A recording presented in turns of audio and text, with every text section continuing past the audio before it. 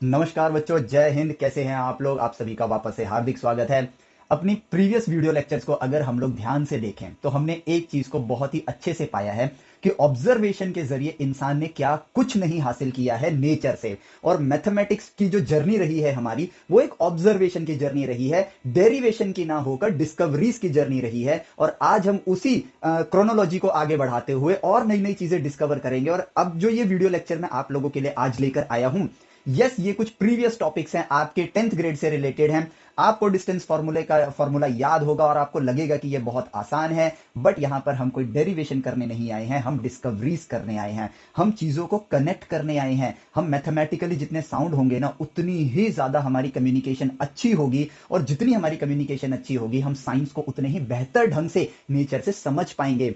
सिर्फ ये फॉर्मूलाज ही नहीं है, ये नेचर को देखने का एक नजरिया है। इंस्टेड कि हम डिराइव करें, हम अगर चीजों को डिस्कवर करते हैं तो हम सही राह पढ़ाई की जो है ना, उस पर आगे बढ़ते हैं और सोचना सीखने की आदत डालते हैं। और जब हमें सोचना सीखना आता है, हम यहां पर चीजों को, हम प्रॉब्लम्स को अपॉर्चुनिटी में कन्वर्ट करते हैं और अपनी सोच की शक्ति से उस अपॉर्चुनिटी, जो हमने प्रॉब्लम को अपॉर्चुनिटी में तब्दील किया है, उसके जरिए नई नई डिस्कवरीज और नए नए माइलस्टोन्स तक रीच करते हैं। हम सिर्फ ये फॉर्मूलाज ही नहीं डिराइव करें, डिस्कवर करेंगे, माफ करना, हम डिराइव तो वैसे भी नहीं करते हैं। ना सिर्फ हम ये फॉर्मूला डिस्कवर करेंगे, बल्कि इनके जरिए हम साइंस के अंदर, आज का लेक्चर इसलिए भी स्पेशल है कि साइंस के अंदर हमें गणित को यूज कैसे करना है, हम उसके बारे में भी जानेंगे। हम इस वक्त अपने आप को प्रिपेयर कर रहे हैं कि राइट वे ऑफ एजुकेशन क्या है और वो कितना आसान है, जिसके जरिए साइंस और मैथमेटिक्स मात्र 2+2=4 जितनी मुश्किल ही रह जाती है। ये वो सारे टॉपिक्स हैं जिन चीज का कनेक्शन निकल कर आएगा, जिनको अमूमन हम इधर उधर की बातें करके बस अननेसेसरी रीजंस बता देते हैं बच्चों को। कि अगर आप ग्रेविटेशन के अंदर पोटेंशियल एनर्जी का फॉर्मूला देखोगे, जो कि आप ऑब्वियसली देखोगे 11th ग्रेड के अंदर, और इलेक्ट्रोस्टैटिक के अंदर जब आप देखोगे, तो एक जगह प्लस आ रहा है, एक जगह माइनस आ रहा है, उस माइनस का रीजन नहीं समझ आता है हमें। क्यों नहीं समझ आता है? क्योंकि अगर आप ध्यान से देखो, प्लस माइनस एक डायरेक्शंस होते हैं, ये बात हमने डिस्कवर करी। अगर सिर्फ ये छोटी सी बात हमें पता होती, तो हम यहां पर पढ़ने वाले टॉपिक को, जो पोटेंशियल एनर्जी है, वहां पर आने वाले माइनस के मीनिंग को समझ जाते हैं।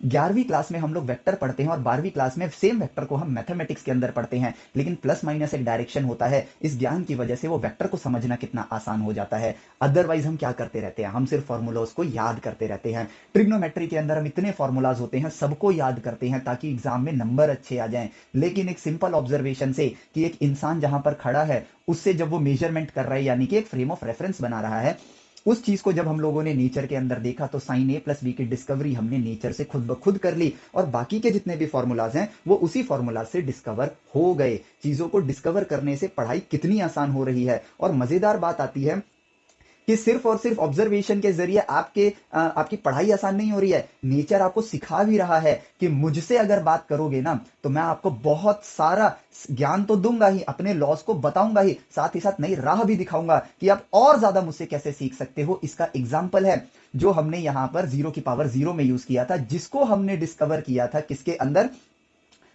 उसके अंदर क्या कहते हैं, जहां हमने वैल्यूज रखी थी बहुत सारी। मैं टॉपिक का नाम भूल रहा हूं, बट लास्ट वीडियो लेक्चर हमने 0 की पावर 0 को ढूंढा था और वो हमने डिस्कवर किया था।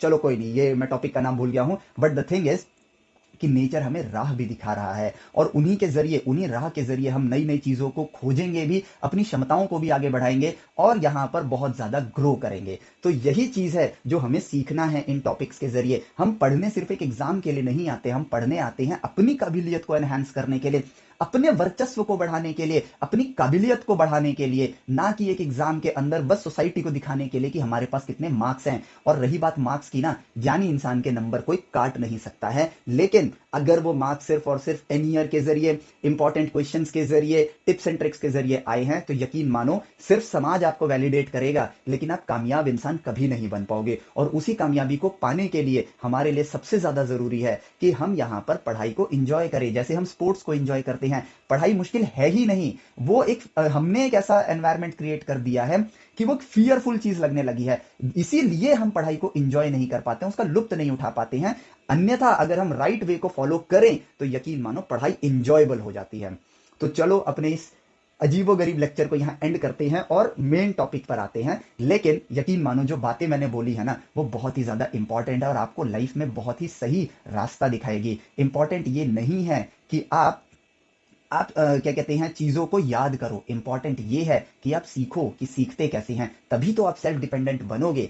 हम टीचर्स का अगर रोल देखा जाए तो, जो अगर मैं रोल डिफाइन करूं टीचर्स का, तो हमें आपको सही राह दिखाना है, हमें आपको काबिल इंसान बनाना है, ना कि पूरी जिंदगी आपको अपने ऊपर डिपेंड रखना है, ताकि आप अपनी पूरी जिंदगी डर में जियो। और आगे चल के यही डर जब आप पेरेंट्स बनोगे तो वो डर आपकी लाइफ का एक हिस्सा बन चुका है, आदत बन चुकी है। जो ब्रेन से हमने सीखा था, न्यूरोजेनेसिस आपके डर के साथ हुई है, और आपके ब्रेन में ऐसे न्यूरॉन्स बन गए हैं कि आप भी जब बड़े हो जाओगे ना, अगर आप इस डर से पढ़ोगे तो आप अपने बच्चों को भी यही चीज बोलोगे कि आपको भी ऐसे ही पढ़ाई करनी है, आपको भी मार्क्स लेकर आने हैं। ये एक नेवर एंडिंग साइकिल बन के रह गया है। लेकिन अगर हम फियरलेस बन गए ना, तो यकीन मानो आप जब बड़े हो जाओगे और आपके द्वारा जब अगली जनरेशन पैदा होगी ना, वो बाई बर्थ फियरलेस होगी। और हमें फियरलेस लोगों की जरूरत है। हमारे नेशन को अगर दुनिया में सबसे आगे बढ़ना है तो हमें ऐसे लोगों की जरूरत है जो डरते ना हो, जो मात्र एक जॉब के लिए पूरे साल पूरी जिंदगी अपनी घिसे ना, बल्कि एक ऐसा इंसान बने जो मिलियंस ऑफ जॉब क्रिएट कर सके।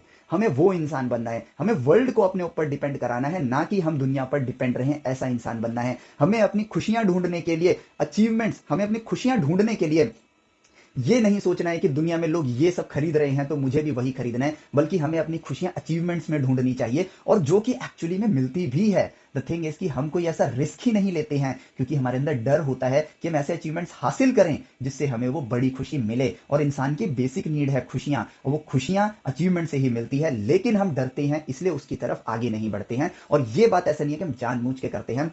हमारे बचपन से हमने पढ़ाई को डर के रास्ते देखा है, इसलिए मेजॉरिटी, और मेजॉरिटी से मतलब है 99.9% पॉपुलेशन हमारी डरपोक हो जाती है। इसी वजह से सक्सेसफुल लोगों की जो संख्या है वो गिनती में पाई जाती है, वेरएज अनसक्सेसफुल लोगों की संख्या गिन ही नहीं सकते हो, ये परसेंटेज में आपको मिलती है। ये फैक्टर आप लोगों को समझना है। हमारे नेशन में ऐसा नहीं है कि कामयाब लोग नहीं है, हमारे नेशन में कामयाब लोगों की कमी है। ये प्रॉब्लम है हमारे नेशन में। अगर population right way of education से आगे बढ़ती है तो कामयाब लोगों की संख्या बढ़ेगी, और जब ये संख्या बढ़ेगी ना, तो वो कामयाब लोग पूरे वर्ल्ड को डोमिनेट करने के लिए सफिशिएंट मात्रा में होंगे, और यही चीज हमारे नेशन को आगे ले जा सकती है। और कामयाबी तक पहुंचने का रास्ता मुश्किल नहीं होता है, मुश्किल बनाता है हमारे सराउंडिंग से आने वाली इंफॉर्मेशन, जो हमें बार बार ये कहती है कि ये चीजें मुश्किल है। हमें बस ये समझना है कि पढ़ाई अगर हम देख सकते हैं कि इतनी आसान है, तो क्यों ना हम उसको एक अपने आप को एक सेल्फ डिपेंडेंट इंसान बना ले और पढ़ाई को आसान बनाएं। और बनाए नहीं, एक्चुअली में माफ करना, गलत वर्ड हो गया है। पढ़ाई एक्चुअली में आसान है, हमें सिर्फ ये बात फील करनी है। आपको किसी और पे डिपेंड नहीं करना है, आपको सिर्फ अपने आप पर डिपेंड करना है। और सिर्फ जब भी आपका कॉन्फिडेंस डाउन हो, तो सिर्फ और सिर्फ आप अपने आप को ये कह सकते हो, चाहे तो ये लाइन का आप क्लिप निकाल लो, या ये बात रिकॉर्ड कर लो, या लिख के रख लो। सिर्फ जब भी आपका कॉन्फिडेंस डाउन हो, तो सिर्फ अपने आप से ये कहना, जो कि मैं भी अपने आप को हमेशा कहता आया हूं, कि अगर मुझे ज्ञान दिया जा रहा है तब भी मेरे लिए अगर वो मुश्किल आ रही है, तो क्या पढ़ाई सच में मुश्किल है? तो इसका काउंटर करने के लिए अपने आप से ये बोलो कि जिस इंसान ने इसको पहली बार खोजा होगा, उसको तो ये ज्ञान किसी ने दिया भी नहीं होगा, ना ही वो किसी इंसान ने दिया होगा, ना ही वो किताबों में मौजूद होगा, क्योंकि उसने तो पहली बार खुद ही इसे खोजा है। तो अगर चीजों को कोई एक इंसान खुद से खोज सकता है, तो एक्चुअली में वो चीज आसान होगी।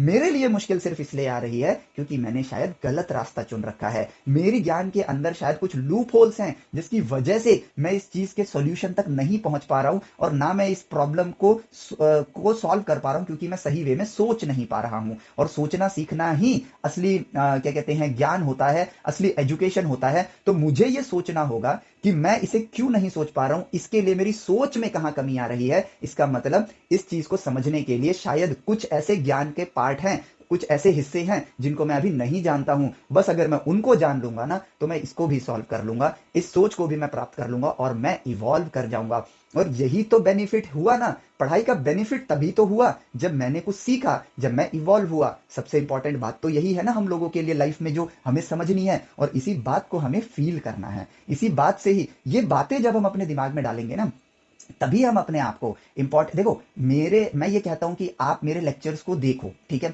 लेकिन मेरे लेक्चर्स देखने से आप सेल्फ डिपेंडेंट बनोगे ऐसा नहीं है। लेकिन जो बातें मैंने आपको बताई है ना, इन बातों को अगर आप खुद से सोचोगे, तो यकीन मानो सोचने की वजह से ही आप सेल्फ डिपेंडेंट बन पाओगे। पॉजिटिव थिंकिंग ऐसा बोलने से होता है कि यार बी पॉजिटिव, ये बोलने वाली बात होती है, लेकिन पॉजिटिव थिंकिंग खुद से आती है। हमें अपनी कमियों से, हमें अपनी कमियों से सीखना चाहिए, ना कि अपनी कमियों से अपने आप को जज करना चाहिए कि यार ये मुश्किल है या मैं नहीं कर पाऊंगा। हमें अपनी कमियों को दूर करना है, और जब आप ये काम करना स्टार्ट कर दोगे, चाहे वो अपनी आपकी कोई दूसरी कमियां हो या फिर आपकी पढ़ाई को लेकर बात हो कि यार पढ़ाई के अंदर मुझसे ये नहीं हो रहा है, तो इसके अंदर भी कोई कमी होगी, ज्ञान के अंदर कोई कमी होगी, तो मुझे उस कमी को दूर करना है, ये काम अपने आप हो जाएगा। और जब आप अपनी कमियों को दूर करना स्टार्ट कर दोगे, आप बन गए सेल्फ डिपेंडेंट। और कुछ नहीं होता है सेल्फ डिपेंडेंट का मतलब। सेल्फ डिपेंडेंट का मतलब ऐसा नहीं है कि यार अब मुझे किसी से भी ज्ञान प्राप्त नहीं करना है, मुझे सिर्फ खुद से ज्ञान प्राप्त करना है, ऐसा नहीं है। सेल्फ डिपेंडेंट का मतलब होता है कि अपनी कमियों को दूर करना, अपनी आप खुद से भी ज्ञान को प्राप्त कर सकते हो, जो कि नेचर ने हमें दिखाया ही है। हमें सीखना है, और हमें ज्ञान अगर प्राप्त करना है तो उसका सबसे प्राइम सोर्स होना चाहिए नेचर। और दूसरी चीज होती है मैथमेटिकल कम्युनिकेशन, और यही बात हम लोगों को समझनी है। सेल्फ डिपेंडेंट बनो, तभी तो इसी को तो बोलेंगे कि जब आप सेल्फ डिपेंडेंट हो, यानी आप खुद पे निर्भर करते हो, और अगर आप खुद पे निर्भर करते हो तो आप एक काबिल इंसान हो, और अगर आप एक काबिल इंसान हो तो आप ही हो सही मायने में इस देश का भविष्य।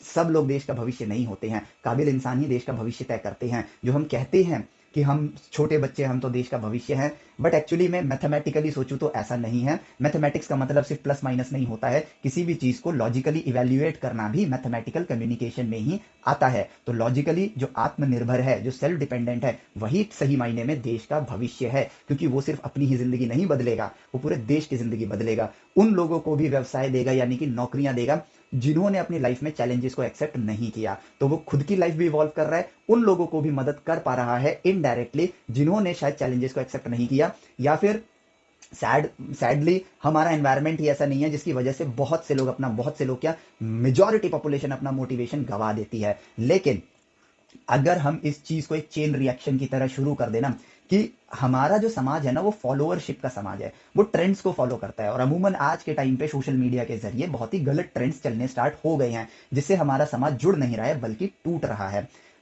लेकिन अगर हम राइट वे ऑफ एजुकेशन के जरिए कुछ ऐसे इंसानों को पैदा करें, खैर वो पैदा तो हो चुके हैं, ऐसे इंसानों को मतलब सेल्फ डिपेंडेंट, मतलब राइट वे ऑफ एजुकेशन के जरिए अगर कुछ इंसान ऐसे निकलते हैं जो इंडिया के लिए मिसाल क्रिएट करते हैं, तो यकीन मानो इंडिया का समाज, इंडिया का नहीं पूरे वर्ल्ड का समाज, ये बेसिक साइकोलॉजी का पार्ट है, ये साइंस का पार्ट है, ये वो फॉलो करता है। और जब कुछ लोगों को एज एग्जाम्पल देख के समाज इस सही चीज को फॉलो करना स्टार्ट कर देगा, तो ऑटोमेटिक एक चेन रिएक्शन शुरू होगा। और जब चेन रिएक्शन शुरू होता है ना, उसके बाद देखो, बुरी चीज का चेन रिएक्शन शुरू हुआ तो समाज खराब हो गया, अच्छी चीज का चेन रिएक्शन शुरू हुआ तो समाज सुधर गया, और समाज से ही एक देश बनता है। और जब देश को अगर हमें आगे लेकर जाना है, तो हमारे समाज के अंदर एक पॉजिटिव चेन रिएक्शन की जरूरत पड़ेगी ही पड़ेगी, और वो काम हमें करना ही करना है। इसलिए खुद पर निर्भर करो।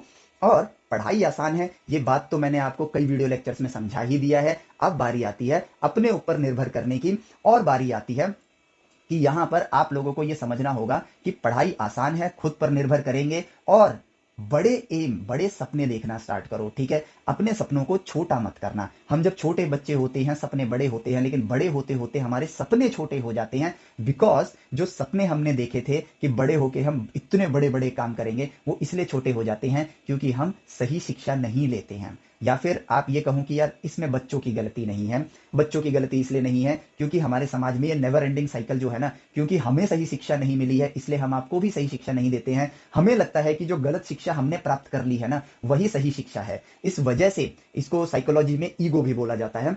शायद हम उसी वजह से आप लोगों को गलत वे पर लेकर जाते हैं। हमें भी मार्क्स के लिए दौड़ाया गया था, हम आपको भी मार्क्स के लिए दौड़ा रहे हैं, और अगर इस सांचे को तोड़ा नहीं गया तो अगली जनरेशन जो आएगी, जो कि आपके बच्चे होंगे, आप उन्हें भी मार्क्स के लिए ही दौड़ाओगे। इसीलिए मैं कह रहा हूं एक नेवर एंडिंग साइकिल है। मार्क्स इंपॉर्टेंट हैं, लेकिन ज्ञान के द्वारा लाए गए मार्क्स इंपॉर्टेंट है। ठीक है, ये भेड़ चाल को फॉलो किए गए मार्क्स इंपॉर्टेंट नहीं है। तो इस बात को समझो। ठीक है, आपको एक गलती बच्चों की होती है, जो कि गलती नहीं भी है लेकिन होती है, आप हम पर निर्भर करते हो, वो आप लोगों की गलती है। आपको खुद पे निर्भर करना चाहिए। आपको आपके क्यूरियस क्वेश्चंस का जवाब अगर मिल जाता है हमसे तो बहुत अच्छा है, अगर नहीं मिलता है तो कोई बात नहीं। नेचर से ज्ञान प्राप्त करना कितना आसान है, आप खुद कर लोगे। सिर्फ ये बोलना है जो अभी थोड़ी देर पहले मैंने बोला था कि जिस इंसान ने पहली बार इसको खोजा था ना, वो उसने किसी और इंसान से इस ज्ञान को प्राप्त नहीं किया था, बल्कि उसने खुद से नेचर से प्राप्त किया था, और वो भी एक इंसान ही है। अगर वो कर सकता है तो मैं भी कर सकता हूं। इतना सिंपल सी बात आपको कहना है, और आपका इनर मोटिवेशन जाग जाएगा, आप खुद उस चीज को खोज सकते हो। और आपको अगर मौका मिलता है कि किसी से आपको सही ज्ञान मिल रहा है तो उस मौके को कभी मत गवाना, क्योंकि ज्ञान आप खुद से भी प्राप्त कर सकते हो और कहीं से आपको सही ज्ञान मिल जाए तो उसको जरूर लो, क्योंकि सही ज्ञान अगर आपको कहीं से मिल रहा है तो वो आपके लिए, केमिस्ट्री का एक वर्ड होता है, केमिस्ट्री में आपने सुना होगा, कैटलिस्ट की तरह काम करेगा। और कैटलिस्ट क्या करता है? एक स्लो रिएक्शन को फास्ट कर देता है। सिंपल, अगर ज्ञान आपको कहीं से मिल रहा है तो जरूर लेना, क्योंकि वो कैटलिस्ट का काम करेगा और इससे क्या होगा, आप कम समय में सारा ज्ञान प्राप्त कर पाओगे, क्योंकि हमारे ह्यूमंस का लाइफ जो होता है वो लिमिटेड होता है और उस एंडिंग पॉइंट पे पहुंचोगे जहां तक चीजों को खोजा जा चुका है, ताकि आप उसके आगे की खोज करके एक इवोल्यूशनरी इंसान बन सको। यही हमारा प्राइम मोटो होना चाहिए और ये बातें मैं चाहता हूं कि हमारे टीचिंग समाज को भी समझ आना चाहिए और उनको ये बातें फॉलो करना चाहिए। हमें आप लोगों को अपने ऊपर डिपेंड नहीं करना है। हमने एग्जाम का फियर बनाया है, ये बात मैं कॉन्फिडेंस के साथ कहूंगा या ऑन कैमरा कहूंगा, हमने एग्जाम का फियर बना दिया है, जिसकी वजह से आप हमेशा हम पर डिपेंड रहे हो और यही आप लोगों की गलती है, जो कि आपकी गलती नहीं है। लेकिन गलती यह है कि हमने बोला हम पर डिपेंड हो, हमने मतलब वर्ड से नहीं बोला, इनडायरेक्टली बोला हम पर डिपेंड करो और आप करने लगे। हमने बोला कि फालतू के सवाल मत पूछो, आपने पूछना बंद कर दिया। हमने कहा मुद्दे पर फोकस करो, सिर्फ सिलेबस पर फोकस करो, आपने उस चीज को सिर्फ सिलेबस पर फोकस करना शुरू कर दिया। सिर्फ आपकी ये गलती है कि आपने हमारी बातों को सिर्फ इसलिए मान लिया बिकॉज यू ट्रस्ट अस। ठीक है, आप हम पे ट्रस्ट करते हो कि बड़े हैं तो सही बोलेंगे, बट द फैक्ट इज कि बड़े हैं तो सही बोलेंगे, ये फैक्ट मैथमेटिकली रॉन्ग है। सही और गलत अपने आप में एक पैमाना होता है जो कि एक कंपैरेटिव नेचर में होता है। मतलब इस बात को मैं धीरे धीरे आप लोगों को, मैं साइकोलॉजिकली भी आप लोगों को प्रिपेयर करूंगा धीरे धीरे अपने लेक्चर्स के जरिए, लेकिन इस बात को मैं एक लाइन में तो समझा नहीं सकता, लेकिन हाँ समय के साथ मैं इस चीज को आपको समझाऊंगा कि सही गलत भी एक पैमाना ही होता है और ये रिलेटिव होता है। आइंस्टाइन सर ने कहा था ना, इस दुनिया में हर चीज रिलेटिव है। इवन उन्होंने इस चीज को इसलिए बोला था ताकि वो ये बोल सके, इस बात को मतलब एम्फेसाइज कर सके कि टाइम तक रिलेटिव होता है। ठीक है, अगर टाइम तक रिलेटिव है तो इस दुनिया में सही गलत भी रिलेटिव होता है। तो हम बड़े हैं तो सही हो ये जरूरी नहीं है। इवन जो मैं कहता हूं, जो मैं पढ़ाता हूं, ये हो सकता है मेरे हिसाब से सही हो। ठीक है, हालांकि मेरी कोशिश ये रहती है कि मैं आप लोगों को सही ज्ञान ही दूं, लेकिन इसका मतलब ये नहीं है कि मैं गलत नहीं हो सकता हूं, मैं गलत हो सकता हूं। मेरा सिर्फ मेन फोकस ये है कि सही चीज को समझना है और सही चीज आप लोगों को समझानी है और आपको ये सिखाना है कि आपको ब्लाइंडली ट्रस्ट किसी चीज पे नहीं करना चाहिए, इवन अपने आप पे भी नहीं करना चाहिए। हम हमेशा देखो, थर्मोडाइनमिक्स के अंदर जब हम लोग पहुंचेंगे ना, तो हम नेचर का, यूनिवर्स का एक लॉ पढ़ेंगे एंट्रोपी के बारे में, जो ये कहता है कि इस दुनिया में कोई भी चीज 100% एफिशिएंट नहीं हो सकती है। तो इसका मतलब ये है कि शायद जो मैंने बताया, ठीक है, शायद जो मैंने बताया, अमूमन ये चीज आप मेजॉरिटी आप केमिस्ट्री के अंदर देखोगे, ठीक है, कि अमूमन जो मैंने बताया वो चीज हो सकता है कि अभी के परिस्थितियों को देख के सही लग रहा हो, लेकिन जब हम और उसमें डीप डाइव करेंगे तो शायद वो सही ना हो। और ये मैं एज एग्जांपल आप लोगों को बताता हूं, जैसे न्यूटन सर ने इस बात को डिस्कवर किया था कि ग्रेविटी एक फोर्स है, लेकिन दुनिया अगले 200-300 साल तक उस बात को ब्लाइंडली मानती आई। बट आइंस्टाइन सर ने उस पर क्वेश्चन क्रिएट किया और उनको समझ आया कि न्यूटन एक यूनिवर्सल फोर्स, सॉरी न्यूटन कह रहा हूं, जो ग्रेविटेशनल फोर्स है वो एक यूनिवर्सल फोर्स नहीं है। हालांकि ये बिहेवियर इसका कुछ इस तरीके से है कि इसके समीकरण फोर्स के हिसाब से ही निकल कर आते हैं, इसलिए न्यूटन सर जितनी नॉलेज उस जमाने में थी उस जमाने के हिसाब से वो गलत नहीं थे। लेकिन इसका मतलब ये नहीं कि हम क्वेश्चन ना क्रिएट करें। हम 8th 9th में पढ़ते हैं स्ट्रक्चर ऑफ एटम और 11th 8th 9th 10th में पढ़ते हैं। जो स्ट्रक्चर ऑफ एटम हमने पढ़ा है 11th में आते ही वो बदल जाता है। तो क्या 8th 9th में जो पढ़ा वो गलत है? अगर मैथमेटिकली देखें तो यस गलत है, लेकिन जब हमने स्ट्रक्चर ऑफ एटम को खोजना स्टार्ट किया होगा तो हमें वो उस वक्त मौजूदा परिस्थितियों में मिले हुए डेटा से, यानी कि इंफॉर्मेशन से हमें लगा कि वो ऐसा है। और बाद में जब हम और डीप डाइव किया तो हमें पता चला कि ये इससे थोड़ा अलग है, और डीप डाइव किया तो लगा कि वो इससे थोड़ा अलग है। ऐसे ही चीजों में ग्रोथ होती है, उन्नति होती है। तो सही गलत भी एक पैमाना होता है और कुछ नहीं होता है।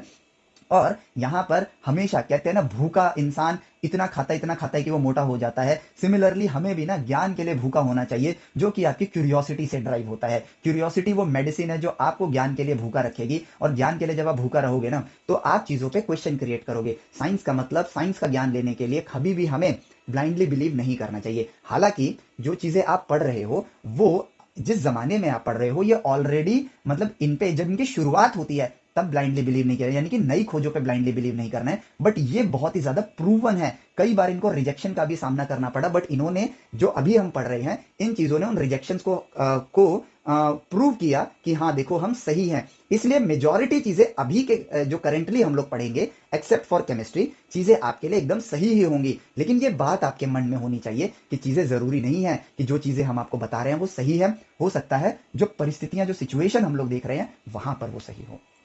तो चलो यहां पर फिर से वो लंबी लंबी बातें हो गई, लेकिन अब बात करते हैं यहां पर मेन चीज पर आते हैं और ऑब्जर्व करते हैं। तो यहां पर हम लोगों के लिए जो मेन टॉपिक है वो है area of triangle in coordinate system. But ये जो है ये शॉर्ट टॉपिक्स हैं, इसके जरिए हम अपना मोटिवेशन बिल्ड करेंगे और इसके जरिए, और ये टॉपिक इसलिए लेना भी जरूरी है क्योंकि इस टॉपिक से ये सारे टॉपिक्स हमारे 11th एंड 12th ग्रेड के अंदर कनेक्ट होंगे, जिनको हम मात्र एक फॉर्मूले की तरह रटने के लिए इसलिए मजबूर हो जाएंगे, या चीजों के आगे माइनस क्यों आता है उन चीजों को रटने के लिए इसलिए मजबूर हो जाएंगे क्योंकि हमें अपनी छोटी क्लासों के साथ उसका कनेक्शन नहीं पता होगा। और सबसे बड़ी बात ये चीज, तो अब मैं ये वीडियो 2025 में बना रहा हूं, तो अब तो ये 10th के सिलेबस से ही कट कर दिया गया है। और अगर ये कट कर दिया गया, उससे पहले भी एक कमी थी कि हम मॉड लगा दिया करते थे इस फॉर्मूले के अंदर, बट स्टिल वो भी एक कमी थी। तो पहले कुछ तो था, अब तो वो भी नहीं है। और क्योंकि ये ज्ञान हमारे पास नहीं है तो यही बना हमारा लूप होल, जो कि हमें ये चीज समझने में, आप क्यूरियस हो, आप जानना चाहते हो लेकिन नहीं समझ पा रहे हो क्योंकि कड़ियां जुड़ नहीं रही हैं। और जब वो जुड़ नहीं रही हैं, वो कहते हैं ना, जब आपके ब्रेन के पास इंफॉर्मेशन है ही नहीं तो आप प्रोसेस कैसे करोगे यहां पर। तो इस इंफॉर्मेशन का होना जरूरी है। और ये छोटा सा ही टॉपिक है, ज्यादा टाइम नहीं लगेगा। और यहां पे जैसा कि लिखा है लेट्स डिस्कवर, तो शुरुआत करते हैं हम लोग डिस्टेंस फॉर्मूला से। तो कोऑर्डिनेट सिस्टम के अंदर हम लोगों ने कोऑर्डिनेट सिस्टम भी बनाया नहीं है, नेचर से डिस्कवर किया है। दो पॉइंट्स हमें दिखते हैं जिसमें एक का कोऑर्डिनेट है x1 y1, दूसरे का कोऑर्डिनेट है x2 y2। और अगर हम इन दोनों बिंदुओं को अगर जोड़ देते हैं तो यहां पर एक ईस्टर एग हमें मिलता है, जो कि मैं इस टॉपिक के बाद बताऊंगा, ठीक है। और वो ये फिर ये आता है कि यार इस चीज की, इस लाइन की लंबाई कितनी है, यानी कि इन दोनों पॉइंट्स के बीच में डिस्टेंस कितना है, हमें वो निकालना है। अब हम लोगों ने पाइथागोरस को डिस्कवर कर लिया है, वो ज्ञान हमारे पास है तो हम प्रोसेस कर सकते हैं। और मजेदार बात यह है कि हमने ट्रायंगल्स को भी स्टडी कर लिया है, तो हम यहां पर क्या कर सकते हैं, हम एक ट्रायंगल बना लेते हैं। और हमें कोऑर्डिनेट्स निकालना तो पता ही है, तो अगर हम कहें तो इस पॉइंट का, जो कि ए पॉइंट है और बी पॉइंट है, इस पॉइंट का कोऑर्डिनेट है x1, 0। और इस पॉइंट के कोऑर्डिनेट को देखें तो इस पॉइंट का कोऑर्डिनेट है, इस पॉइंट का कोऑर्डिनेट भी x2 है, इस पॉइंट का कोऑर्डिनेट भी x2 है, तो ये कोऑर्डिनेट होगा x2, 0। सिमिलरली इस पॉइंट का कोऑर्डिनेट है 0, y1, और इस पॉइंट का कोऑर्डिनेट है हमारे पास 0, y2। और जैसा ही हमने ये किया, ऑलमोस्ट अगर देखो ऑब्जर्वेशन की राह से हम आगे बढ़ रहे हैं तो हमें दिख गया कि यार ये लेंथ और ये लेंथ तो हमें मिल चुका है, क्योंकि यहां से यहां तक की लेंथ y2 है और यहां से यहां तक की लेंथ y1 है। तो y2 में से अगर y1 माइनस कर दूंगा तो ये लेंथ मिल जाएगी, तो ये वाली लेंथ आ गई y2 माइनस y1। और ये लेंथ सिमिलरली, ये लेंथ x2 है, उसमें से ये लेंथ माइनस कर दूंगा तो ये लेंथ मिल जाएगी, तो ये लेंथ आ गई मेरे पास x2 माइनस x1। बेस है मेरे पास, बेस लेंथ है, परपेंडिकुलर लेंथ है, तो ए बी की लेंथ हमें मिल गई, जो कि आता है ऑब्वियसली पाइथागोरस सर की बदौलत आएगा। तो ये ऑब्जर्व करके हमने डिस्कवर कर लिया कि ए बी की लेंथ है x2 माइनस x1 का square plus y2 minus y1 का स्क्वायर, और ये ए बी स्क्वायर के बराबर होता है, तो यहां पर हम ए बी के लिए अंडर रूट लगा देंगे, ठीक है। तो ए बी की लेंथ हमारे पास आ गई। तो डिस्टेंस फॉर्मूला देखो आसान सा है, और इसकी डेरिवेशन हम अमूमन हम लोग स्कूल में करते ही हैं, बट हमें अब एक आदत डालनी है कि ये चीज एक डेरिवेशन नहीं है, ये एक डिस्कवरी है, ठीक है। तो ये हमने कर लिया। उसके बाद आता है हमारे पास अगला पॉइंट जो आता है, जो आप लोगों के लिए जानना जरूरी है, और इसके जरिए मैं आपको एक ऐसा एग्जांपल भी दूंगा जो कि आपको समझाएगा कि कैसे ये चीज इनके साथ कनेक्ट होंगी फ्यूचर में, और सोचने में हमें मदद करेगी। क्योंकि इसके साथ जो कनेक्टेड पार्ट है वो मैं अभी आपको समझा सकता हूं, लेकिन ये वाले पार्ट जो है वही सीक्वेंस में जब आएंगे तभी समझा पाऊंगा। तो इसलिए इसको एज अ एग्जांपल हम लोग लेंगे। तो हम लोगों को पढ़ाया जाता है 10th ग्रेड के अंदर सेक्शन फॉर्मूला, ठीक है। सेक्शन फॉर्मूला पढ़ाया जाता है, जिसके अंदर हमारे पास एक पॉइंट होता है ए, जिसका कोऑर्डिनेट है x1 y1, दूसरा पॉइंट है हमारे पास बी, जिसका कोऑर्डिनेट है x2 y2, ये बी पॉइंट है, और इनको हम एक लाइन से कनेक्ट करते हैं, टेढ़ी हुई लाइन, कोई बात नहीं, ठीक है। और हम कहते हैं कि इनके बीच में एक पॉइंट है सी, जो कि कहां है पता नहीं, लेकिन सी है, उसका कोऑर्डिनेट है x, y, जो कि हमें पता नहीं है। ये नोन पॉइंट है, ये नोन पॉइंट है, और ये अननोन पॉइंट है जो कि हमें पता नहीं है। लेकिन हमें ये पता है कि ये जो है ये इसको m/n के रेशियो में डिवाइड कर रहा है, जैसे 1:2, 2:3, 3:1, ऐसे ही किसी रेशियो में डिवाइड कर रहा है। तो अब इन दोनों के कोऑर्डिनेट्स हमें पता करने हैं। तो अगर हम इन दोनों के कोऑर्डिनेट्स को पता करना चाहते हैं तो हम क्या करते हैं, जो गलती हम लोग करते आए थे, आगे से आपको इसी गलती को दोहराना नहीं है। और वो गलती क्या है? वो गलती ये है कि हमें यहां पर बोल दिया जाता है कि x इज इक्वल टू इस m को इससे मल्टीप्लाई करो। देखो पैटर्न दिख रहा है, देखो नेचर के अंदर पैटर्न हमेशा मिलेगा। अब उन पैटर्न का इस्तेमाल करके हम फॉर्मूला रटने लगे, ये तरीका गलत है। तो हम इसमें जो गलती करते हैं वो ये है कि इस m को x2 से मल्टीप्लाई कर दो और n को x1 से मल्टीप्लाई, यानी कि क्रॉस मल्टीप्लाई। ठीक है, समझ गए बच्चों? n इंटू x1 और डिवाइड बाई सिंपल इन दोनों रेशियोज को जोड़ दो, m प्लस n, और देखो आपका काम यहां पर हो गया। लेकिन अगर हमने ये किया तो यकीन मानो हमने सिर्फ फॉर्मूला याद करने के लिए एक ट्रिक बना दिया है, जो कि हमें क्यों मिला? क्यों हर जगह टिप्स एंड ट्रिक्स काम करते हैं? क्योंकि नेचर के अंदर पैटर्न्स मौजूद हैं और हम उन पैटर्न्स को याद करने को ही ट्रिक्स बोलते हैं। इंस्टेड ये चीज हमें डिस्कवर करनी चाहिए, और उसको करने के लिए देखना आपके ब्रेन पे बिल्कुल भी लोड नहीं पड़ेगा। बिलीव मी, आपके ब्रेन पे बिल्कुल लोड नहीं पड़ेगा, क्योंकि इसको ढूंढने के लिए जो जो चीजें आपको चाहिए वो चीज आप ऑलरेडी जानते हो। और वो क्या है कि यार एक राइट मतलब सॉरी एक स्ट्रेट लाइन है हमारे पास और एक्स एक्सिस वाई एक्सिस एक दूसरे के परपेंडिकुलर होता है, तो क्यों ना हम यहां पर अगेन एक ट्राइंगल बना लेते हैं, एक ट्राइंगल बना लेते हैं। ठीक है, हमने बना लिया। ठीक है, और ये सी पॉइंट जो कि हमारे लिए अननोन है, उसके साथ भी हम एक पैरेलल लाइन यहां पे ले आते हैं। अब अपने आप से एक सवाल पूछो, ये तो मैंने कहा कि ऐसा कर लेते हैं, लेकिन जब आप सीख रहे हो और आपको सेल्फ लर्नर बनना है तो आपको ये बात सोचनी होगी, इस चीज पे भी एक सवाल उठाना है, भैया क्यों किया हमने ऐसा? ठीक है, तो क्यों किया हमने ऐसा, उसके जो हमेशा आपके मन में जवाब आएंगे, ठीक है, जो एक कॉमन जवाब आएगा वो ये होगा कि यार, और जो मैंने अपने वीडियो लेक्चर्स के जरिए आप लोगों को बताया है वो ये है कि हम वही तो कर सकते हैं जो हमें आता है। हमारा ब्रेन उसी इंफॉर्मेशन को प्रोसेस कर सकता है जो हमें आता है। और रही बात दूसरी कि अगर मुझे ट्राइंगल्स का ज्ञान है, कोऑर्डिनेट ज्योमेट्री के अंदर एक्स और वाई एक्सिस एक दूसरे के परपेंडिकुलर है, तो बेस्ट तरीका क्या है कि एक राइट एंगल ट्राइंगल मुझे यहां पर नजर आ जाता है, जो कि इजीली बन जाता है। ट्राइंगल्स का ज्ञान मुझे है, कोऑर्डिनेट सिस्टम का ज्ञान मुझे है, तो मैं वही यूज कर सकता हूं। लेकिन क्या ये अगर फर्स्ट टाइमर अगर कोई इसको यूज कर रहा है, मतलब कोई इंसान दुनिया में पहली बार इसको जब खोज रहा होगा, तो क्या यही करने से उसको आंसर आएगा? मतलब अगर कोई पहली बार कर रहा है तो जो वो कर रहा है क्या उससे उसको जवाब मिल जाएगा? जवाब है नहीं। यहां पर वो जो ज्ञान उसके पास है उसके जरिए कोशिश कर रहा है, और अगर वो सही रास्ते पे होगा, मतलब वो कई कोशिशें करेगा, उनमें से कोई एक कोशिश उसको सही अंत तक लेकर जाएगी, यानी सही रास्ते पर लेकर जाएगी। तो ये मात्र एक कोशिश होती है, और हम जनरली सिर्फ वही कोशिश आपको दिखाते हैं जो एंड रिजल्ट होता है। मतलब इसके अलावा जो भी कोशिशें हैं वो ना तो किताबों में लिखा जाता है और ना ही हमें पता होता है, तो हम उसके लिए अजम्पशन लगाते हैं। खैर हम तो वो भी नहीं करते हैं, लेकिन अगर आपको सोचना हो कि उसने क्या किया हो, तो अजम्पशन लगाने के बजाय आप खुद बिना ये जाने कि भाई कैसे निकालना है, मतलब जैसे मैंने अभी आपको बता दिया तो आपको ये कोशिश तो पता है, लेकिन वीडियो लेक्चर्स आज की तो देख रहे हो, इससे ये इंफॉर्मेशन मिल जाएगी। फ्यूचर में जो भी टॉपिक होगा, जो आपको थंबनेल में नजर आएगा, उससे पहले उसको डिस्कवर करने की कोशिश आप खुद करो, तो आपको समझ आएगा कि आपने कितने सारे मल्टीपल रॉन्ग कोशिशें करी होंगी। और इन्हीं मल्टीपल रॉन्ग कोशिशों के बाद इंसान जब जब अपनी हिम्मत नहीं हारता है ना, क्यूरियस रहता है जानने के लिए, तो वो सही कोशिश तक पहुंच जाता है, यानी सही रास्ते तक पहुंच जाता है। तो हम लोग तो सिर्फ एक ही रास्ता दिखाते हैं जो कि ऑब्वियसली सही रास्ता होता है। बट द थिंग इज कि ये क्वेश्चन शुरुआती दिनों में अगर अपने आप से पूछोगे ना, तो बाद में पूछने की जरूरत नहीं होगी।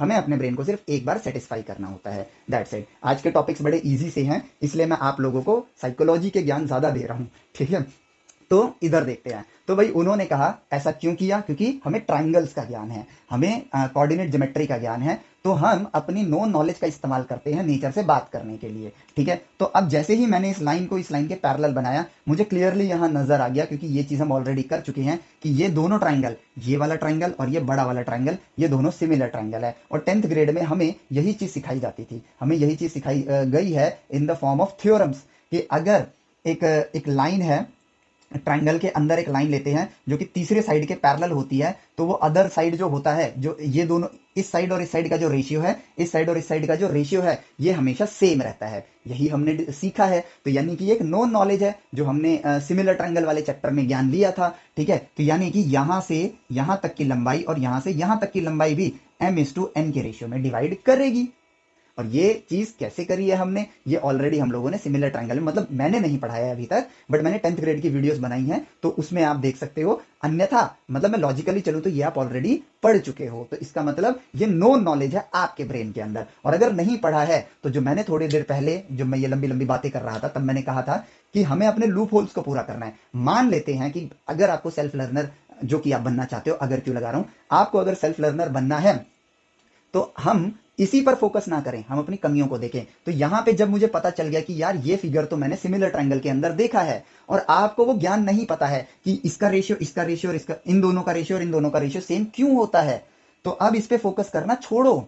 यहां पर आप जितना परेशान होगे वहां पर आपका वक्त जाएगा। इट्स बेटर कि आप सीधा सिमिलर ट्रायंगल पे जाओ और वहां पर आप चीजों को स्टार्टिंग से देखो। तो वहां पर कुछ समझने के लिए अभी आपको दिक्कत नहीं है तो उस चीज को समझो और वापस आओ और चुटकी बजा के इसको ढूंढ डालो, डिस्कवर कर डालो। तो इस तरह आप आत्मनिर्भर होकर अपने लूप होल्स को आपने खत्म कर लिया। बात समझ आई कितना ईजी हो जाती है ऐसे पढ़ाई। तो जो पता करने के लिए जो चीज हमें पता नहीं है पहले उस चीज को पता करो, तो यहां पे मुश्किलें अपने आप खत्म हो जाती हैं। तो फिर ये चीज मैं यहां पे आपको बता रहा हूं, अगर आपको नहीं पता है go back to similar triangles, तो वहां पर जाके आपको इस चीज से प्रॉब्लम सॉल्व हो जाएगी। हालांकि मैं अभी बता सकता हूं बट मैं आपको गाइड कर रहा हूं कि राइट वे ऑफ एजुकेशन के लिए आपको सेल्फ लर्नर कैसे बनना है, इसलिए मैंने कहा कि आप खुद जाकर उसको करना। सिमिलर ट्रायंगल के ऊपर मैं ऑलरेडी वीडियो लेक्चर बना चुका हूं, ठीक है, जो कि आपको ऐप के अंदर 10th ग्रेड वाले सेक्शन में नजर आ जाएगा।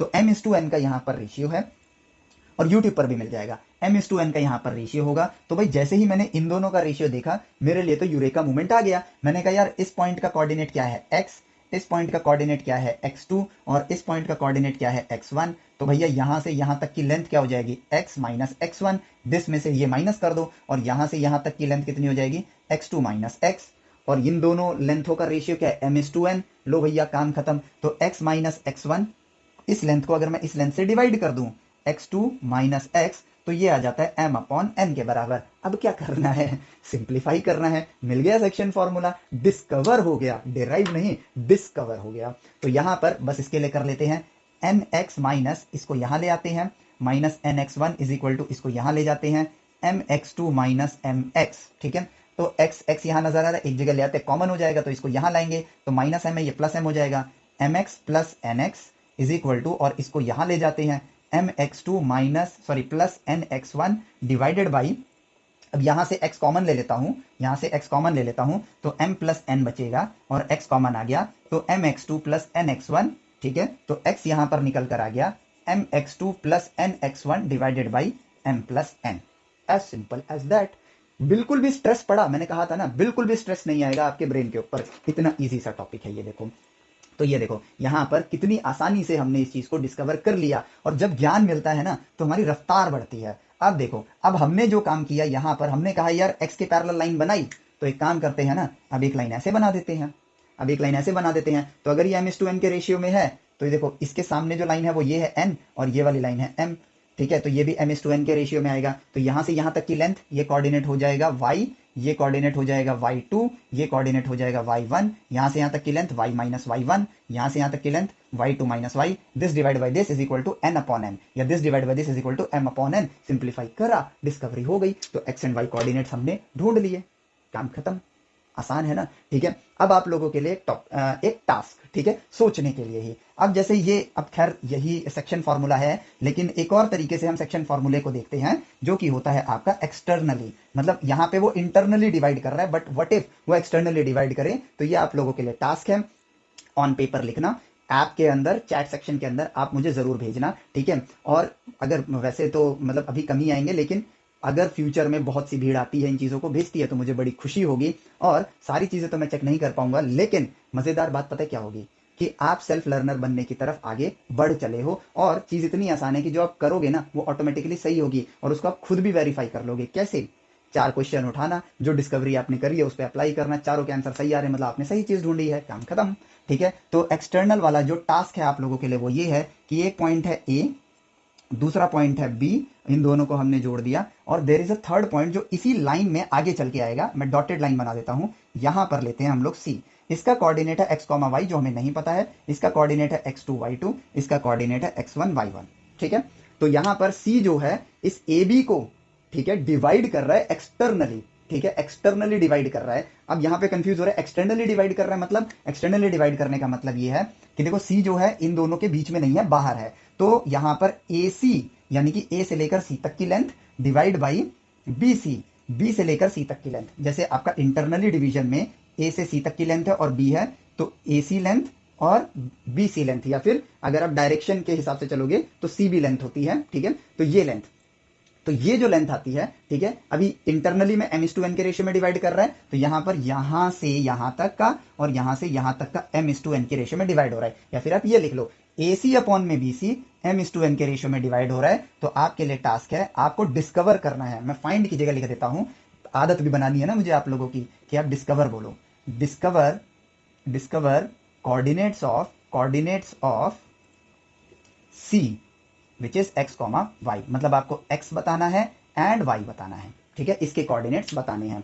जो सेक्शन फॉर्मूला आपने अभी ढूंढा है उसमें जहां पर प्लस आता है ऊपर वाले न्यूमरेटर में, वही माइनस आएगा, बस यही डिफरेंस होगा। बट याद नहीं करना है, आपको ढूंढना है। और इस फॉर्मूला जो आप निकालोगे उसको गूगल पे सर्च कर लेना, वहां आपको फॉर्मूला दिख जाएगा, वेरिफिकेशन हो जाएगी कि आपने सही किया है नहीं। बट आप भेजना जरूर। मैं सिर्फ ये जानना चाहता हूँ कि कितने बच्चे इस बात को फॉलो कर रहे हैं, बस इसलिए एज अ डेटाबेस, क्योंकि ये इजी सा टॉपिक आप कर लोगे। So this is your task, ठीक है। तो अब आया देखो, अब यहां पर आता है सबसे इंपॉर्टेंट चीज। ये चीजें जो है ना, कई बार हमें ऐसा लगता है कि यार हम लोग जो ये कर रहे हैं तो जबरदस्ती की चीज है। और बहुत से मैंने इन्फॉर्मेशन भी सुनी है, लोग कहते हैं कि ये जो हम 8, 9, 10, 11, 12 में ये साइंस मैथ पढ़ते हैं इसका रियल लाइफ में क्या लेना देना है, ठीक है। तो लेना देना है, इतनी बड़ी बड़ी नावें बनाते हो आप लोग, ठीक है।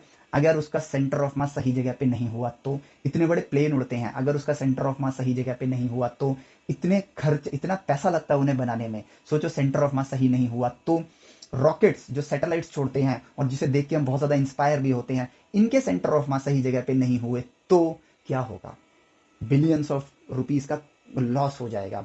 बिलियंस ऑफ रुपीज अगर किसी नेशन के लॉस होते हैं ना, नेशन की इकोनॉमी हिल जाती है, लोगों की जॉब जा सकती है, क्योंकि जब इकोनॉमी हिलेगी तो जॉब्स कट होनी स्टार्ट हो जाती हैं, पूरे नेशन में फ्लो ऑफ मनी पूरा का पूरा बिगड़ सकता है। और ऐसे एक इंपॉर्टेंट टॉपिक को सेक्शन फॉर्मूला ने ही कनेक्ट किया आपके 11th ग्रेड में, जिसको हम लोग बोलते हैं centre of mass. Centre of mass, centre of मास। अब सिर्फ ये एक ऐसा टॉपिक है जो कि आप डायरेक्टली इसके बाद भी जान सकते हो। मतलब हमें क्रोनोलॉजी में आगे जानने के, वैसे तो हम क्रोनोलॉजी को फॉलो करेंगे फिजिक्स के अंदर, लेकिन सिर्फ ये टॉपिक सिर्फ इसलिए मैं आप लोगों को बता रहा हूं ताकि आप समझो कि जो कुछ भी आप पढ़ते हो उसकी अहमियत है और उनके कनेक्शन है। ये लूप होल्स जब रह जाते हैं तो चीजें समझ नहीं आती है। आपको सेंटर ऑफ मास दो तरीके से मिलेगा, कैलकुलस के फॉर्म में मिलेगा और एक इसमें आपको समेशन के फॉर्म में मिलेगा। तो कैलकुलस वाला समझने के बाद तो मैं आपको तब बताऊंगा जब हम कैलकुलस को अंडरस्टैंड करेंगे, जो कि इसी सीरीज में ओरिजिन आने वाला है। लेकिन जो सेंटर ऑफ मास का फॉर्मूला है वो आपको याद कराया जाता है कि x centre of mass is equal to ऐसे summation of MI/XI divide by summation of MI from I equal to 1 to n, from I equal to 1 से लेकर n तक। अब ये देख के लगता है अरे ये क्या फैंसी फॉर्मूला है, तो बड़ा ही खतरनाक सी चीज है।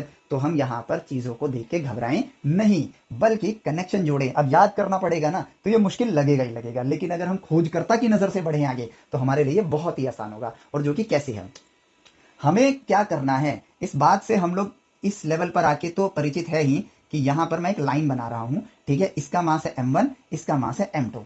कोई भी चीज अगर हमें जाननी है, अभी हम सेंटर ऑफ मास पर फोकस कर रहे हैं, ठीक है। कोई भी चीज हमें यह जानना है कि दो मास है m1 और m2।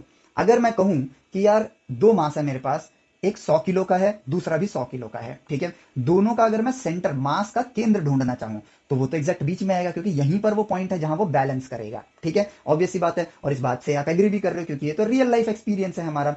लेकिन अगर ये 100 किलो रखूं, मैं इस वाले हाथ में 100 किलो रखूं, हालांकि मैं उठा नहीं सकता हूं एक हाथ से 100 किलो, लेकिन 100 किलो इस हाथ में रखूं और इधर 50 किलो कर दूं, अब सेंटर ऑफ मास कहां जाएगा? तो सेंटर ऑफ मास आपका 100 किलो वाले की तरफ शिफ्ट हो जाएगा। क्यों शिफ्ट हो जाएगा? ऑब्वियसली अगर मैं इन दोनों को एक ऐसी रॉड से बांधता हूं जिसका वजन ना के बराबर है लेकिन बड़ी मजबूत है, और मुझे उसको बैलेंस करके उठाना है, यहां एक बहुत बड़ा वजन है, यहां एक छोटा सा वजन है, अगर मुझे ऐसे उठाना है, यहां से मैं लिफ्ट करूंगा ना, ये धम्म से नीचे गिर जाएगा। लेकिन अगर मैं यहां से लिफ्ट करूंगा तो मेरे लिए इसको लिफ्ट करना आसान होगा, ठीक है। और ये भी एक रियल लाइफ एक्सपीरियंस है, ठीक है। तो इसका मतलब जहां वजन ज्यादा होता है सेंटर ऑफ मास वहां शिफ्ट हो जाता है। तो ये पहला ज्ञान मिला मुझे, कुदरत से, नेचर से मिला। अब अगली बात ये आती है, अपने आप सही सवाल उठाओ, बस और कुछ नहीं। सही सवाल उठाते हैं तो अगर वो उसके पास आ जाता है और मैं सेंटर टू सेंटर अगर मैं देखूं, यहां से यहां तक लाइन बनाऊं, ठीक है, तो अगर मैं इन दोनों के बीच में दूरी देखूं तो मान लेते हैं कि इस सिनेरियो को लेते हैं, फिगर बनाने में आसान रहेगा। इस सिनेरियो को देखते हैं तो मैं कहता हूं कि m1 का जो मास है वो m2 से बड़ा है,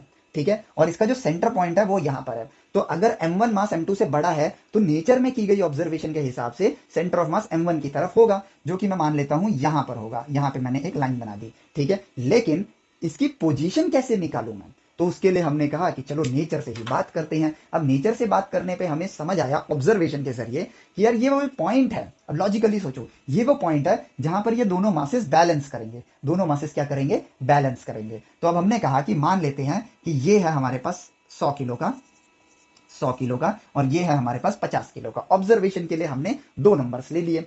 अब अगर ये 100 किलो है, ये 50 किलो है, तो मैं क्या करता हूं, यहां पर एक 100 किलो की बार ले आता हूं। ठीक है, 100 किलो की एक रॉड ले आता हूं और इस रॉड पे ना इन दोनों को अटैच कर देता हूं। ठीक है, M1 को भी अटैच कर दिया और M2 को भी अटैच कर दिया। मतलब इनके इनके सेंटर ऑफ मास के जो कोऑर्डिनेट यहाँ है वो यहीं पर है, मतलब इनका केंद्र नहीं हिलाया मैंने। ठीक है, अब मैं कहता हूं कि यार अभी भी अगर मैं देखूंगा तो वो सेंटर ऑफ मास यहीं होगा और वही हमारा बैलेंसिंग पॉइंट होगा। ठीक है, कैसे होगा, तो हमने कहा कि यार देखो, अगर इस पॉइंट पे मैं इसको उठाता हूं, और ये बैलेंस क्यों होगा, तो ये तभी हो सकता है कि अगर ये मेरा बैलेंसिंग पॉइंट है तो यहां से यहां तक जो भी वजन है वो यहां से यहां तक के वजन के बराबर होना चाहिए, तभी तो बैलेंस होगा। दोनों तराजू में दोनों तरफ इक्वल वेट होंगे तभी बैलेंस करेगा। तो इसी पॉइंट को ध्यान में रखते हुए हमने कहा कि यार इसका तो वजन 50 किलो है और इसका वजन 100 किलो है। कहा नहीं, देखा, माफ करना गलत शब्द निकल गया है, देखा।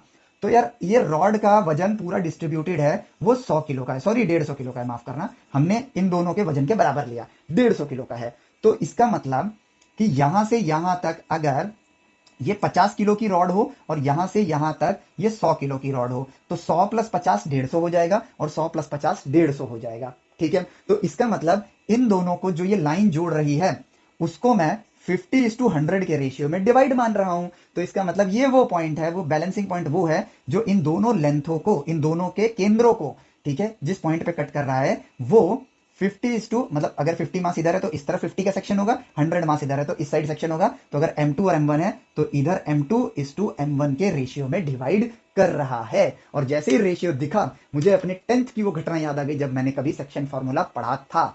ठीक है, और देखो ये कनेक्शन यहां पर बन गया, और सिर्फ कैसे बना, हमारी सोच की शक्ति से बना, कुदरत को ऑब्जर्व करने के जरिए बना, मैथमेटिकली कम्युनिकेट करने से बना। है ना पढ़ाई आसान? अगर यूट्यूब पर देख रहे हो तो प्लीज कमेंट करके बताना और अपने भाव भी व्यक्त करना कि सच में पढ़ाई आसान है या नहीं है।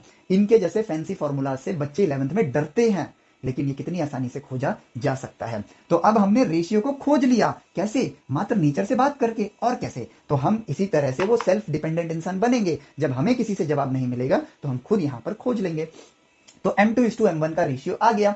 ओके, तो अब यहां पर क्योंकि ये रेशियो आ गया तो अब एक काम करते हैं, कि यार एक फ्रेम ऑफ रेफरेंस बना लेते हैं। ठीक है, मेजरमेंट करने के लिए भाई एक बंदा तो चाहिए ना जो इसकी पोजीशन बताए, इसकी पोजीशन बताए। तो हमने कहा M1 है तो इसका जो x कोऑर्डिनेट है वो है x1, x एक्सिस पे रख दिया हमने इसे। इसका जो कोऑर्डिनेट है वो जो भी है उसको हमने x2 से रिप्रेजेंट कर दिया। सेंटर ऑफ मास का जो कोऑर्डिनेट है उसको हमने x से रिप्रेजेंट कर दिया। और ये जो कोऑर्डिनेट्स हैं ये किस रेशियो में डिवाइड हो रहे हैं? M2:M1 के रेशियो में डिवाइड हो रहे हैं। ठीक है, तो यहां पर वही चीज आ जाती है जो कि हमने सेक्शन फॉर्मूले में देखा था, वरना डायरेक्ट भी हम यहां लिख सकते हैं x minus x1 divide by x2 minus x, यानी कि ये लेंथ को हमने इस लेंथ से डिवाइड कर दिया। न्यूमरेटर में क्या है? ये लेंथ है x माइनस x1, डिनोमिनेटर में क्या है? x2 माइनस x डिवाइड कर दिया, जो कि M2:M1 की रेशियो में है। तो यहां पर वही जो हमने सेक्शन फॉर्मूले में किया था, तो यहां पर आ जाएगा x, सिंप्लीफाई करके आ जाएगा M1x1 plus M2x2 divided by M1 plus M2। जब आप इसको सिंप्लीफाई करोगे M1x आएगा, M1x1 आएगा, तो M1x1 यहां आ जाएगा, M2x2 आएगा तो वो तो प्लस में ही है, तो हम इसको इधर ले आए हैं, और M2x आ जाएगा जो इधर ले आएंगे और डिनोमिनेटर में ले आएंगे, वही सिंप्लीफिकेशन। तो देखो यहां पर आया, और नेचर में हमें क्या दिखा? एक पैटर्न दिखा। नेचर में हमें एक पैटर्न दिखा, M1 के साथ x1 मल्टीप्लाइड है। अब हम इसको क्या करेंगे? ट्रिक बना देंगे कि यार सिंपल तो है, M1 के साथ x1 मल्टीप्लाई कर देना, M2 के साथ x2 मल्टीप्लाई कर देना, और डिवीजन में M1 प्लस M2 कर देना। देखो कितनी आसानी से मैंने आप लोगों के नंबर बढ़वा दिए। लेकिन ये नंबर काम के नहीं है। डिस्कवर करके जब आपने ढूंढ लिया तो वो जो पैटर्न आपने देखा, अब उस पैटर्न का इस्तेमाल करो, नो प्रॉब्लम। लेकिन बिना डिस्कवरी के आपने पैटर्न का इस्तेमाल किया तो वो ज्ञान है ही नहीं। मैं अधूरा ज्ञान भी नहीं बोलता, मैं उसको ज्ञान मानता ही नहीं हूं। आपको भी ऐसे ही बोलना, वो ज्ञान है ही नहीं। चीज याद करी हुई चीज कभी ज्ञान नहीं हो सकती है। Education is not learning of facts, it is the training of mind to think. और जो सोचता है वो खोजता है, और जो खोजता है वही ज्ञानी बनता है। और ज्ञानी इंसान कभी भी ये नहीं कहता है कि वो ज्ञानी है, तभी तो उसकी भूख बढ़ी रहती है, तभी तो हमेशा भूखा रहता है। देखो यहाँ डिस्कवरी हो गई। अब यहाँ पर 3 ब्लॉक्स को रख देते हैं हम लोग अपनी ऑब्जर्वेशन के लिए। और क्योंकि ये वीडियो की लेंथ लंबी हो रही है, अभी मैंने मन में डिसाइड किया कि ये वाला सेक्शन इसकी अगली वीडियो में, ठीक है, वरना अब इसी की कंटिन्यूटी में ये आ जाएगा, ठीक है। तो अब हम यहाँ क्या करते हैं, 3 ब्लॉक रख देते हैं, M1 मास का, M2 मास का, ठीक है। अब ये जो दो ब्लॉक हैं, अभी अभी 2 ही ब्लॉक रखे हैं मैंने, ठीक है। इन दोनों का सेंटर ऑफ मास यहां आ गया है, जो कि क्या रिप्रेजेंट करता है, वो यही तो रिप्रेजेंट करता है कि ये दोनों मासेस जो अलग अलग हैं, लेकिन अगर इनको इस केंद्र पर रख दिया जाए दोनों मासों को जोड़ के, तो ये दोनों सिस्टम इक्विवेलेंट है, मतलब सेम कंसिडर किए जाएंगे।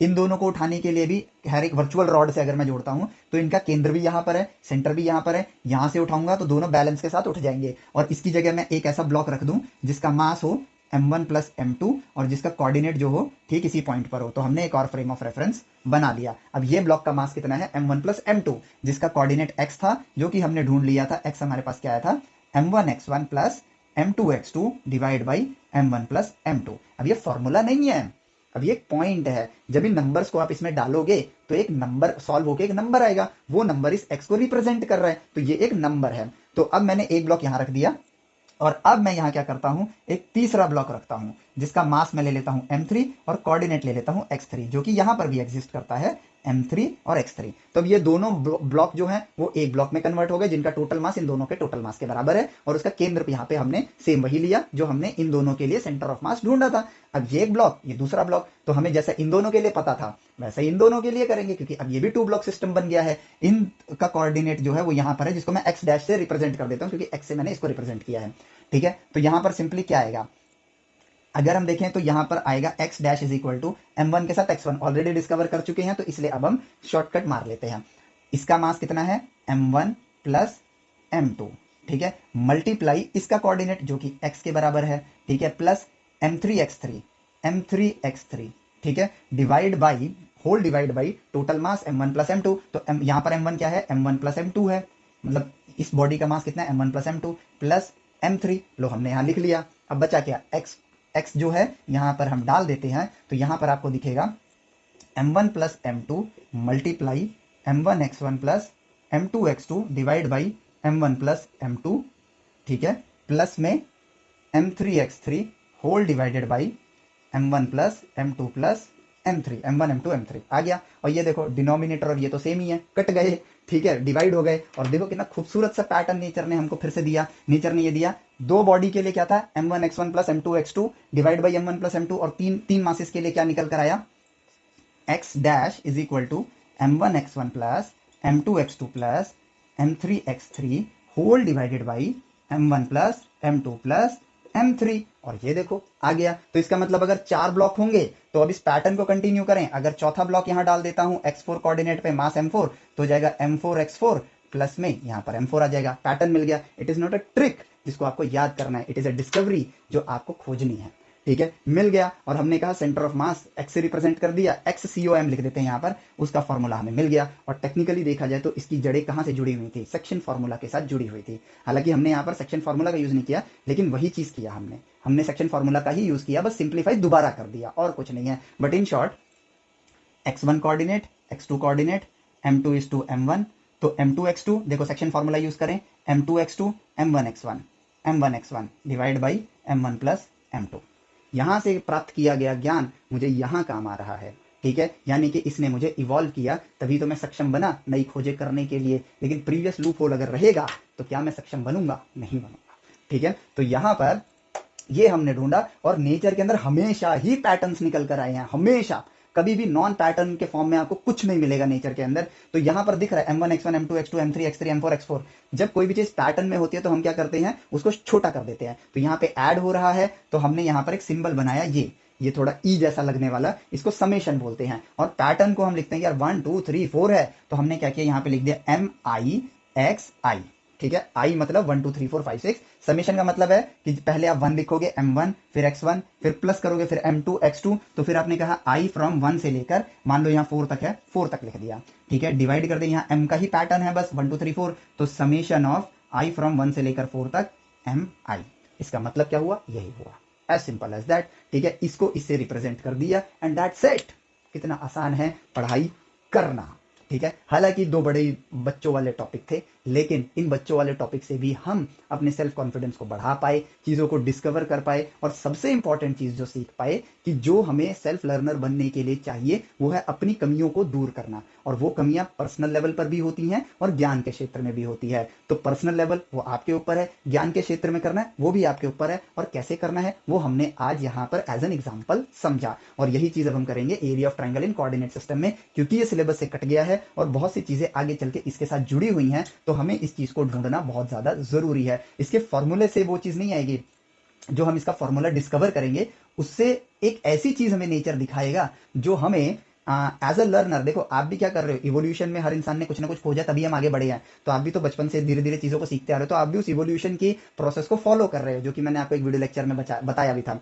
तो इवोल्यूशन के चीजों को फॉलो कर रहे हो, तो आपको इवोल्यूशन को अगर सही से समझना है और इवोल्यूशनरी इंसान बनना है तो राइट वे ऑफ एजुकेशन को हमें समझना चाहिए। इसलिए ये चीज भी आप लोगों के लिए इंपॉर्टेंट है। और इन चीजों को जानने के बाद यकीन मानो, मैं यहाँ पर ऑन कैमरा बोल रहा हूँ, आपकी पढ़ाई आसान होगी ही होगी और आप खुद पे निर्भर करना स्टार्ट करोगे।